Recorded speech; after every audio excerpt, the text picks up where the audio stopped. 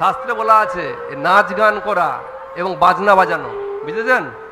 এই নাচ গান আর বাজনা হলো পাপ, পাপ কর্ম, পাপ কাজ এটা।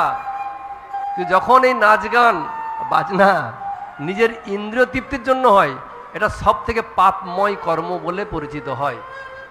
উদাহরণ, বিভিন্ন নাইট ক্লাব দেখুন, ক্যাফে, কি হয় সেখানে? নাচ গান হচ্ছে কি না? পাপ কর্ম হচ্ছে, নিজের ইন্দ্রিয় তৃপ্তি করার চেষ্টা করছে। তাই নাচ গান ইন্দ্রিয় তৃপ্তির জন্য করলেই পাপ কর্ম হবে, কিন্তু নাচ গান যখন ভগবানের সেবার জন্য করা হবে, ভগবানের তৃপ্তি সাধনের জন্য করা হবে, তখন সেটা পাপ থাকে, তখন সেটা আমাদের মঙ্গলময়, জীবনটা মঙ্গলময় করে তোলে।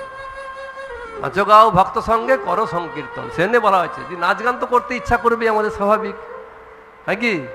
ছোটরা সবার সামনে নাচে আর বড়রা লুকিয়ে নাচে, পাশের দেখে লজ্জা লাগে একটু, নাকি?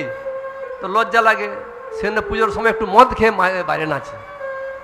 কিন্তু নাচ গান করতে সবাই ভালোবাসে, কেউ লুকিয়ে চাপিয়ে, কেউ খোলা মঞ্চে। নাচ গান করতে হবে ভগবানের সেবার জন্য। হরে কৃষ্ণ মহামন্ত্র কীর্তন করতে করতে, যে এখন করলেন আপনারা, সন্ধ্যারতি কীর্তন করলেন, নিত্য কীর্তন করলেন, কত আনন্দ! এই কাম ক্রোধ লোভ কার মধ্যে নেই এই জগতে? সেটা কি করে ঠিক করা যাবে? এটাকে ভগবানের চরণে অর্পণ করতে হবে।